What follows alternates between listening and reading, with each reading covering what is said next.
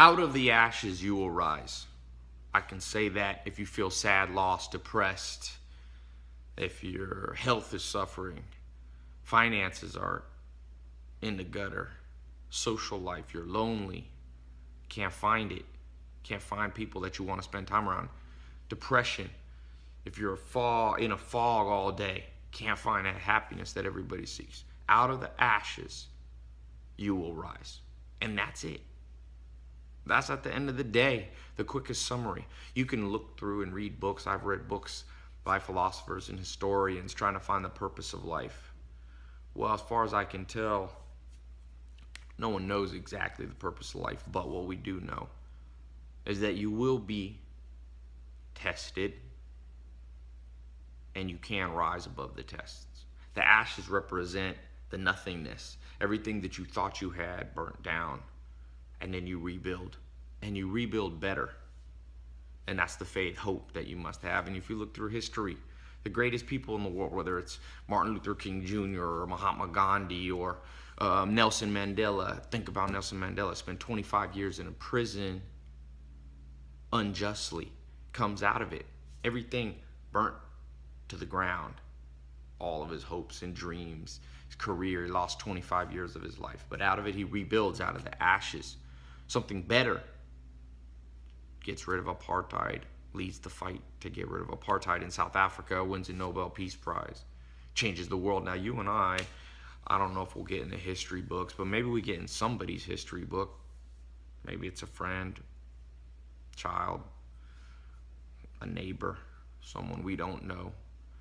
Like I said, I can't tell you. There's tremendous philosophies have been put forward as to what the purpose of life is. Some people are nihilistic. They say there's no purpose to life.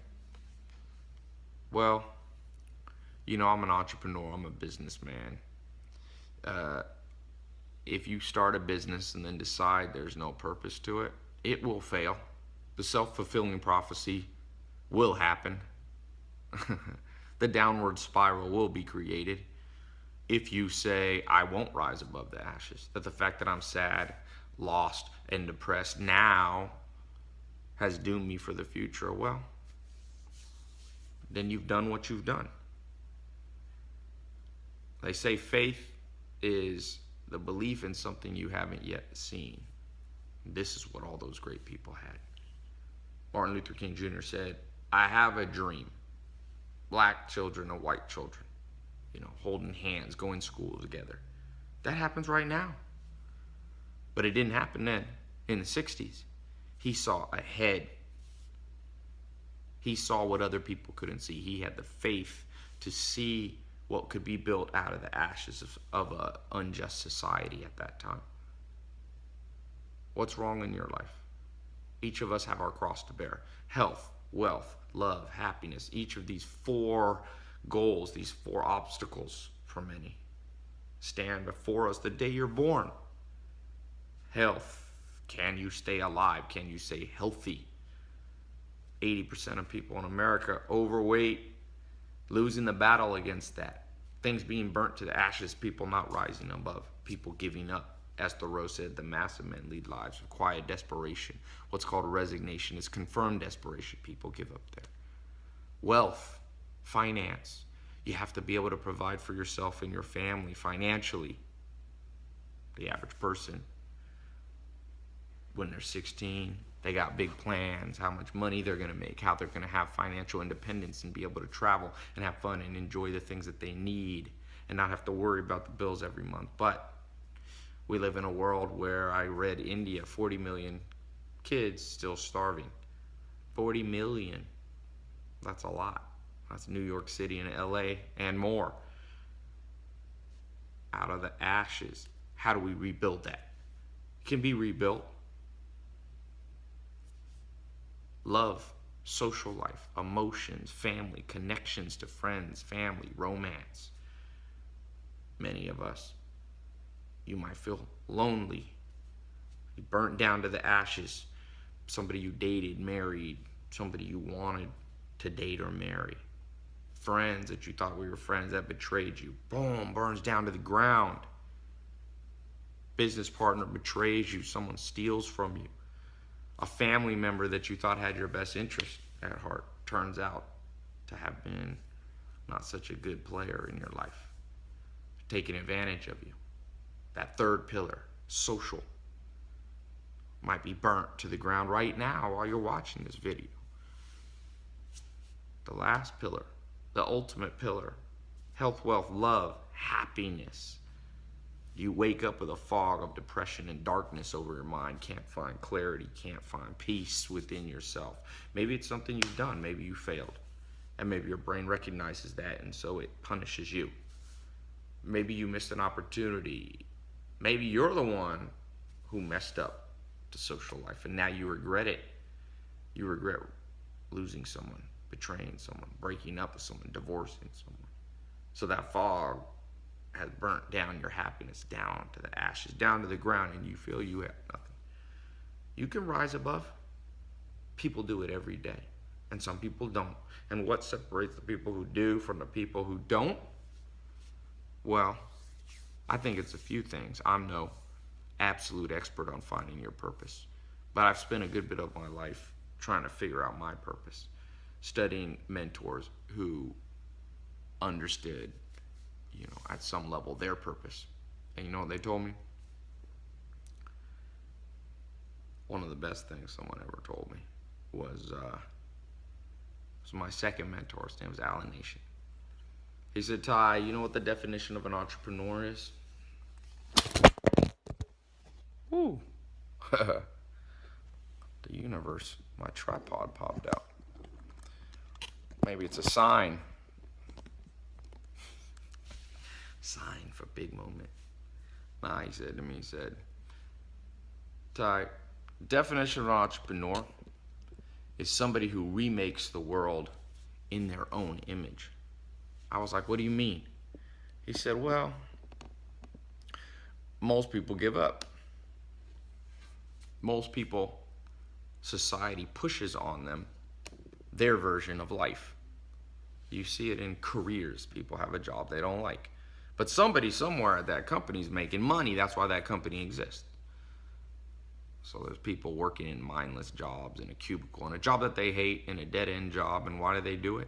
Because they're fulfilling somebody else's dream. Somebody has mind control over them. I'm not saying it's wrong to work for other people. Not everybody has to be an entrepreneur.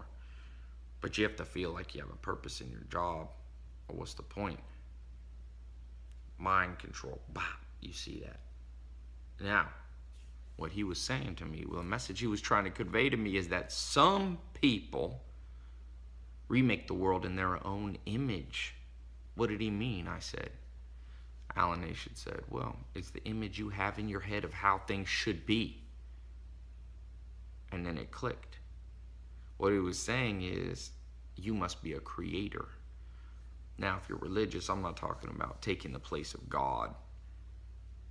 But you have to create the life that you want out of the ashes. And the one beauty of the ashes, there's one beautiful thing about the ashes. When everything's burnt to the ground, when you're sad, lost, and depressed, and everything's at rock bottom, you get to rebuild from scratch. Meaning, you get to rebuild the exact and precise way you want the damn thing rebuilt. Let's say there's a house. You don't really like the house. You live in the house. It's kind of good, kind of not good. Well, it's a bitch to remodel an existing house because the structure's all built one way. If you want to change it the other way, sometimes people just knock the whole thing down. And if you're sad, lost, and depressed, it's been knocked down for you. So you could see it as a favor to you. The world's done you a favor. I know that sounds like a stretch, but it's not a stretch. You hate your job. You're sad, lost, and depressed in the second pillar of the good life, health, wealth, your finance. Well, now's your chance. Go knock it out of the park. Go work at a place that you want to work at. Go start a business that you want. If you're already making $0 or you're making $0 in a way that you like, you can't go below zero. Guess you can go in debt. But I'm counting debt as zero. Can't get much worse. Take a month, try something. Start a little side business. Rebuild out of the ashes. You've been dumped. You broke up with somebody. You're sad. I bet that relationship wasn't perfect. So now you've been granted an opportunity. The opportunity is to look back at the past relationships, the past people you dated or married, and go, what did I like? What did I not like? Now I will recreate a new relationship in the image of what I liked, and I'll leave the rest. Keep the best, leave the rest. If you had a business partner stole money from you, well, that business partnership is over. So now for the rest of your days, the rest of the days you have on planet Earth, you have an edge on everybody else. You already know what doesn't work. So you now go, I will write down, and I highly recommend you do it a little methodically, a little scientifically. Doesn't have to be complicated. Take a pen and paper, draw a list, put a line, pros and cons of that. The pros was blankety blank. The cons was they stole money from me. They had this personality trait that I could see it coming. They were a little greedy. They were a little selfish. Boom, boom. You start to write that out. And then as you rebuild relationships, whether it be business or dating in the future, you rebuild in that image that you want. If you're super overweight, well, the most in shape people I've ever met. I had a bouncer. I used to own nightclubs in North Carolina. Most in shape guy. The older he got, the better shape he got. His name was Franco. I once said, Franco, how do you stay in such good shape? Because we had like a club and there was food there, a restaurant. He would never eat anything unhealthy. He wouldn't eat after 9 o'clock. So where do you get this discipline? He said, when I was young, Ty, people laughed at me because I was fat. See, it was at the bottom. Everybody laughing at his bottom. I'm gonna have to get a new tripod. And so he said, after that one event happened to me, Ty, I swore to myself that never, ever, ever again would someone laugh at my body. So he said, I decided to rebuild in my own image, the image that I had for my body. He wanted to become a big, strong guy, and he was. And I'll tell you what, had he not been in that place of the ashes, had he been born with a great body, he would have probably stayed pretty average. He wouldn't have that motivation, that impetus to rebuild something in his own image. I see that time and time again with people who have things come easy to them. They're lazy. You have an advantage if you're lost, sad, depressed in any area, your career, your body, your social life, your love life, your depression. You now have a chance to build in the most precise way. And I emphasize, build this bad boy with precision. Now that you got a chance, you have a chance not everybody has. I have friends that got married very young. And they have a great relationship. And sometimes I look at it and I go, wow, I'm a more logical person. Love and emotions come a little bit trickier to me. I'm more of my grandma always said I was a man's man, a little too macho for my own good. Well, that has its disadvantages in some ways. That's burnt to the ground some of what I thought. I thought I'd be married at 20, 21 or whatever like that. But I see my friends that are, and I see some pros and I see some cons. The advantage I have is I have that knowledge and experience of what I really like in a woman. And so now I can look with precision without compromising, with a real understanding of who's good for me. And by doing that, I recreate a lot of pros. Of course, there's a few cons that my friends don't have, but it balances out. And that's why I said, get excited. One of the sayings that changed my life, people always ask me what changed my life. And one of the turning points, and one of the crossroads, and maybe this video is going to be a crossroads event for you, but one of the crossroads events in my life was sleeping on this couch. Not here, this is Beverly Hills. I was in a mobile home, Clayton, North Carolina, and I remember just everything was in the ashes. No college degree. I had $47 in my bank account. I didn't have a car. I'd lost touch with all my friends. I literally, in the sense of the word, had nothing. And I read a book, and it says, when you succeed, you party. But when you fail, you ponder. And all greatness comes out of pondering. How true those words were, man. How true that was. Out of those ashes of my life, I rebuilt. And I was able to move out of a mobile home, not be in a crappy place anymore. I was able to, you know, go from a junky car to some cool cars. Maybe you've seen some of them. I was able to go from loneliness to an awesome social life. All those things. All those things. But in the moment, it just felt like ashes. And that's what you might feel like right now. You just might feel like all you have is actual ashes. That's where the faith comes in. You have to see your future before anyone else. Because trust me, you are the only one who really gonna see it. Other people, even your friends, family, they love themselves more than they love you, and that's how it's supposed to be. At the end of the day, really, you can't really blame people for that, you know. So don't get mad, you know. Don't get mad. It's they gotta build the world in their image. They have their own task to do. You can't blame them, right? You focus on yourself. You love yourself.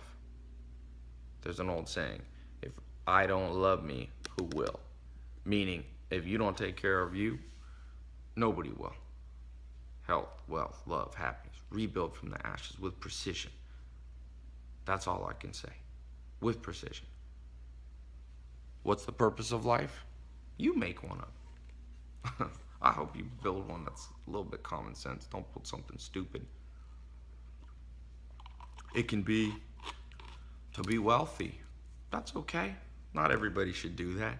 It's not healthy for the whole world to seek after wealth, but it's okay for some people to do it. To be super healthy. The gift of fitness is a gift that not everybody gets in proportion to others. To be a lover, to find true love and bring love into the world, whether it's through marriage or, you know, charity. That's a gift, that's a purpose. Happiness. To be so happy that every person that comes in contact with you is left with this feeling that they never felt before. That could be a purpose. Or maybe you combine, maybe you're lucky you can pull off all four. Boom, God help you. You can get all four, man. Be my mentor. Be my mentor. I've seen people get all four. My first mentor, Joel Salatin, he got all four. Health, wealth, love, happiness. You know, he's like 60s, healthy. He's a multimillionaire. Love, friends, family. He's married to his high school sweetheart. He's got his children. He always told me, he said, my vision for my life is to have my children and my grandchildren all on my farm. He's a farmer. On my farm, and, you know, my grandchildren playing around my feet every day, asking me questions, and he pulled it off. He told me that before he had grandchildren. He told me that when his son was only 12, 13 years old. Now his son gave him 3 grandchildren. Happy. He's a happy guy. He laughs louder and harder than almost anybody I know. He's a special dude. Not all of us quite pull that off. Just like not all of us could be Nelson Mandela or, you know, Mahatma Gandhi or whatever. But, you know, you start acting with precision, you'd be surprised how much people underestimate what you can do. You'll be surprised. I get people who hate on me, and sometimes you act with precision. Those people end up, there's a saying I have, hustle till your haters ask if you're hiring. Those people become your biggest fans. You had the last laugh, you know? So, out of the ashes, you will rebuild. Rebuild each area. Sit down, you know, this is here in my bedroom here. This is like an area right here, these couches, these little couches here, where I can think. You gotta think. Like I said, I'm more of a thinker than a feeler. You might be more of a feeler, and I respect that. But you can do both. I have to learn to feel a little more, be a little more emotional. You might have to learn to be a little more logical. That logical approach is powerful, especially when it's combined with the emotional. You take those two, you have the 2 levers that can lift any obstacle. Emotion, logic. Logic is the tool, emotion is the motivation. Logic is the tool, emotion gives you the courage and the heart to do it, gives you the passion to lift that thing up. And I'll tell you, life and the ashes in society will rob you. It'll usually give you one and not both. If you're emotional, it'll let you have that emotion, but if you're too combined it with a little logic, people start to drag you down. I don't know why. If you're logical, vice versa. You got to get both going with precision. Precision's the logic, emotion brings the passion. Passionate precision,